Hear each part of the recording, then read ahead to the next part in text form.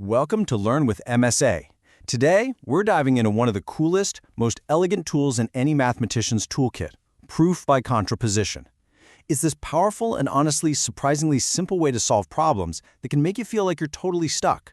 So let's see how this thing works. You know, sometimes the most direct path, it's just not the easiest one, right?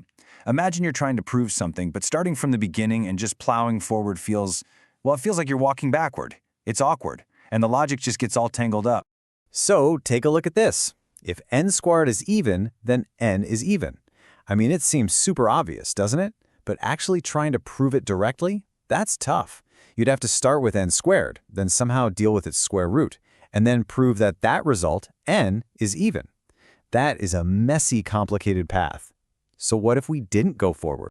And this is where the magic happens. We're going to take a clever little detour. Instead of trying to tackle the problem head-on, we're going to come at it from a completely different but logically identical angle. Think of it like finding a smooth, paved road that leads to the exact same destination.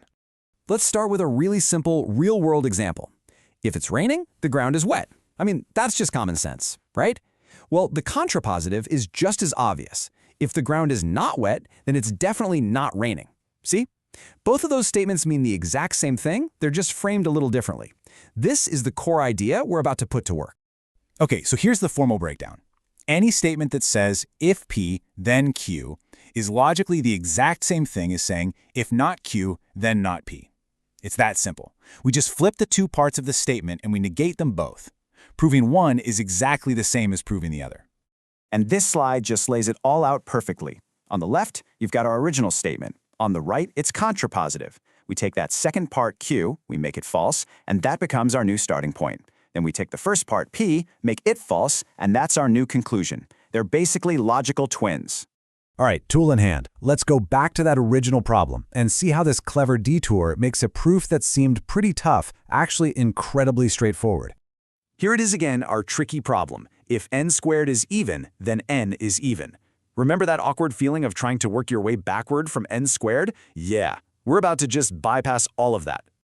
So let's apply our new rule. We flip and negate. Instead of n is even, we now have n is odd. And instead of n squared is even, we get n squared is odd. And bam! Look at our new statement. If n is odd, then n squared is odd. This is so much easier to work with because we get to start with just n, not n squared. Okay, now for the fun part. Let's just walk through the algebra step by step. First, we assume n is odd, so we can write it as 2k plus 1. Then we square it, we expand it, and then, here's the key step, we factor out a 2. And look what we're left with, 2 times some integer, plus 1, which is the very definition of an odd number. So since we've proven the contrapositive is true, the original statement has to be true too. Simple as that. All right, let's do one more just to make sure this really sticks. How about this one? If 3n plus 2 is odd, then n is odd. Again, starting with 3n plus 2 and trying to work your way back to n would be messy, so let's take the detour. You know the drill by now, right? We flip it and we negate it. N is odd becomes n is even. And 3n plus 2 is odd becomes 3n plus 2 is even. Our new mission, which is way simpler, is to prove that if you start with an even number n, then 3n plus 2 is also going to be even. And the proof is just as clean and easy. We assume n is even, so n equals 2k.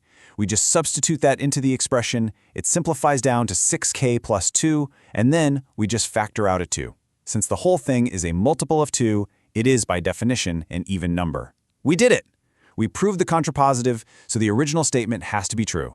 So this is an awesome trick, right? But the big question is, when do you actually pull it out of your toolkit? Well, there's actually a really good rule of thumb for this. Here's the secret. The rule of thumb you need to remember. Proof by contraposition is going to be your best friend when the if part of your statement is kind of complicated, like n squared, but the then part is simple, like just n. By flipping them, you get to start with the easy part and build your way to the complicated one, which is almost always an easier road to take. And there you have it, proof by contraposition. It's a fantastic reminder that sometimes the most elegant solution isn't a direct attack, but just a clever change in perspective. So it kind of leaves you wondering, doesn't it? What other truths that we just take for granted become beautifully simple to prove if only we try looking at them backward? Hey, if you had fun taking this little logical detour with us, please subscribe, give this a like, and let us know in the comments what topic you want to see next. Thanks for watching.